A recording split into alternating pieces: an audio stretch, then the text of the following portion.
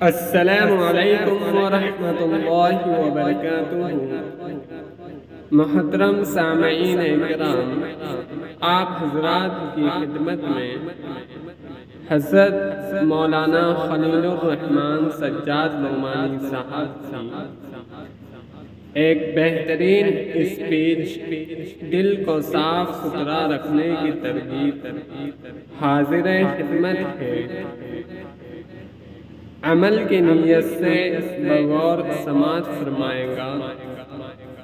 اللہ تعالی ہم سب کو عمل کی توفیق عطا فرمائے، آمین ثم آمین۔ اللہ تعالی ہم سے یہ چاہتے ہیں کہ جیسا صاف ستھرا دل میں نے تم کو دے کر دنیا میں بھیجا، کسی انسان کے دل پر پیدائش کے وقت میں ایک بھی دھبا نہیں ہوتا۔ اللہ تعالیٰ یہ چاہتے ہیں کہ میرے بندوں اور میری بندیوں، میں یہ چاہتا ہوں تم سے کہ یہ دل نام کا جو نازک حسین آبگینہ میں نے تم کو دیا ہے، اس کو داغ دھبوں سے بچا کر ویسا ہی صاف ستھرا میرے پاس لے کر آ جانا جیسا صاف ستھرا دے کر میں نے تم کو دنیا میں بھیجا ہے، پھر میں تم کو انعام دوں گا۔ دنیا میں بھیجنے کا مقصد ہی یہ ہے کہ میں تم کو ایک دل دے کر بھیج رہا ہوں، اور میں بہت ترکیبیں بھی تم کو سمجھاؤں گا کہ اس دل کو صاف ستھرا رکھنا کیسے۔ گھبراؤ مت، کیونکہ یہ سنتے ہی میں دیکھ رہا ہوں کہ سننے والوں کے اوپر ایک گھبراہٹ آ رہی ہے کہ یہ تو بڑا مشکل کام ہے۔ واقعی اس میں کوئی شک نہیں مشکل کام ہے۔ تو کیا آپ چاہتے ہیں کہ جنتیں بغیر مشکل کام کیے لے لیں؟ ایک ماچس تو ملے گی نہیں بغیر قیمت کے۔ جنت چاہتے ہیں ہم، جنت مہنگی ہے، اس میں کوئی شک نہیں، کوئی شک نہیں۔ الا ان سلعۃ اللہ غالیہ۔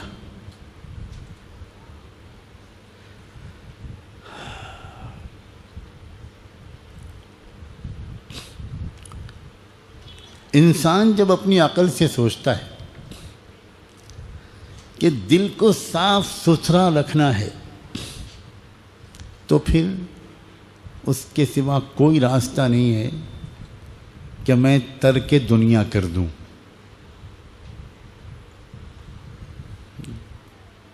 نہ گھر، نہ بیوی، نہ بچے، نہ کاروبار، نہ الجھن، نہ کچھ، کہیں دور پہاڑوں میں جا کر بس جاؤں، چاہے پتے چبانے پڑے، چاہے بھوکا رہنا پڑے، ننگا رہنا پڑے، اس کے بغیر میں اپنے دل کو دھبوں سے بچا نہیں پاؤں۔ جب عام انسان اپنی عام عقل سے اپنے دل کو ہر داغ دھبے سے بچا کر زندگی گزارنے کا کوئی طریقہ سوچتا ہے، تو اس کی سمجھ میں سنیاس اور رہبانیت کے سوا کوئی راستہ نہیں آتا۔ یہ تو دنیا میں لوگ سنیاس لیتے ہیں مختلف قوموں میں، یہ کوئی برے مقصد سے نہیں لیتے، ان کے اندر ایک بہت اچھا جذبہ جاگتا ہے، اور وہ یہ کہ میں اپنی روح کو، اپنی آتما کو شدھ رکھوں، اپنے دل کو بالکل پاک صاف رکھوں، اور یہ ہو ہی نہیں سکتا اس کے بغیر کہ میں سب دنیا کے جھمیلوں سے دور کہیں اکیلا جا کر جیوں اور مر جاؤں۔ یہی ایک راستہ ہے۔ اسی کو عربی میں رہبانیت کہتے ہیں، اور اسی کو ہمارے ملک کی زبان میں سنیاس کہتے ہیں۔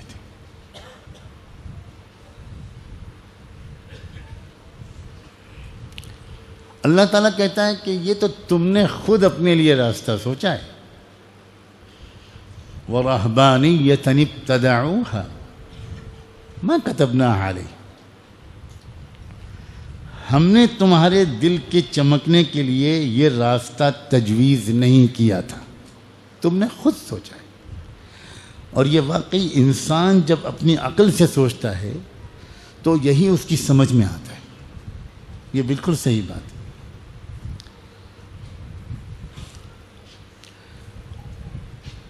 اب دوسری طرف، ایک طرف تو اللہ تعالیٰ ہم سے یہ مطالبہ کرتا ہے کہ ایک بھی دھبا لے کر میرے پاس واپس مت آنا، اور جب انسان اس کے جواب میں اللہ سے یہ کہتا ہے کہ اگر یہ بات ہے کہ بے داغ دل لے کر آپ کے پاس واپس آنا ہے، تو پھر آپ مجھے اجازت دیجئے یہ گھر بار، کاروبار، بیوی بچوں، رشتہ داروں، خاندان، محلہ، پڑوس، ان جھمیلوں کے ساتھ میں اپنے دل کو دھبوں سے نہیں بچا سکتا۔ تو جواب میں اللہ تعالیٰ کی طرف سے پیغام آتا ہے کہ نہیں، خبردار، لا رہبانیت فی الاسلام، اسلام میں ترک دنیا حرام ہے، دنیا کو نہیں چھوڑ سکتے تم۔ کیا دلچسپ تاریخ ہے، بعض صحابہ کرام کے دل میں بھی یہ خیال آیا، اور واقعی جب انسان کے اوپر ایک نشہ سوار ہوتا ہے اور مزہ آتا ہے اور فکر ہوتی ہے، اہمیت کا احساس ہوتا ہے، تو اس کا دل چاہتا ہے کہ بھئی اب یہ سب چھوڑو۔ تو صحابہ جنگل میں تو نہیں جاتے تھے اس لیے کہ اللہ کے محبوب کو چھوڑ کر وہ جا بھی نہیں سکتے تھے، ان کے چہرے کے دیدار سے تو ان کے دل کے چراغ روشن ہوتے تھے، لیکن انہوں نے چپکے چپکے یہ فیصلہ کیا کہ میں مستقل روزے رکھوں گا، مستقل، اور پوری رات محبت کا اظہار اپنے اللہ کے سامنے کروں گا۔ اس طرح میں رہتے ہوئے مدینے میں ترک دنیا کر رہا ہوں، کروں گا۔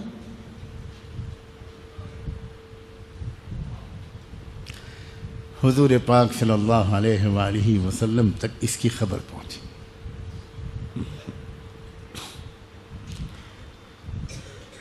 تو آپ نے ان کو سمجھایا کہ دیکھو تمہارا مقصد بہت پیارا ہے،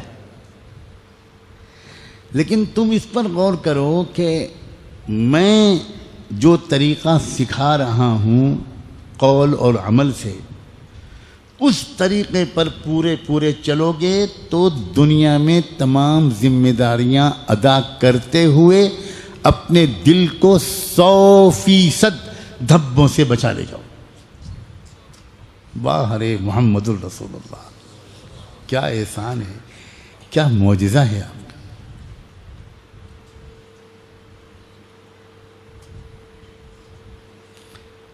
آپ نے ایک مثال دی ایک موقع پر کہ یہ بتاؤ کہ تم میں سے کسی کے گھر کے دروازے کے باہر بالکل قریب کوئی دریا بہہ رہا ہو اور تم دن میں 5 بار اس میں نہاؤ تو تمہارے بدن پر کوئی میل کچیل باقی رہے گا؟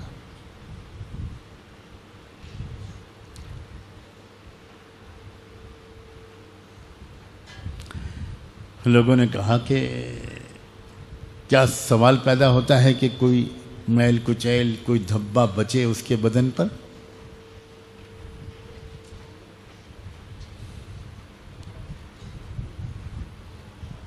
تب آپ نے فرمایا کہ جو 5 نمازیں تم کو دی گئی ہیں نا، یہ تمہارے دلوں پر بار بار لگنے والے دھبوں کو دھونے کے لیے۔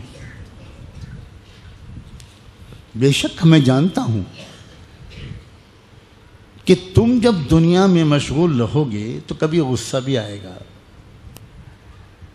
کبھی کچھ زبان سے کچھ غلط بات بھی نکل جائے گی، کبھی آنکھ کچھ غلط دیکھ لے گی، کبھی کچھ خیال غلط آ جائے گا، اس کا دھبا پڑے گا، لگے گا تمہارے دل پر۔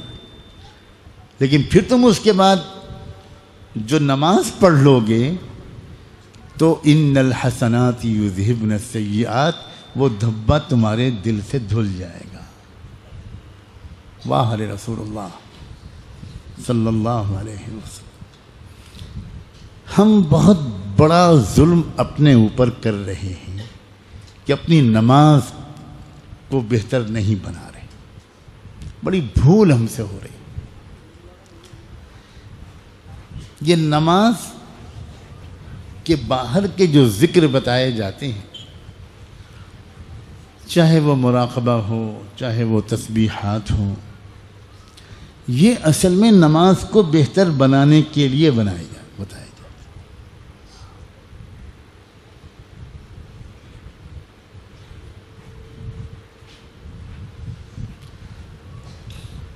قد افلح من تزکا وذکر اسم ربہ فصلی،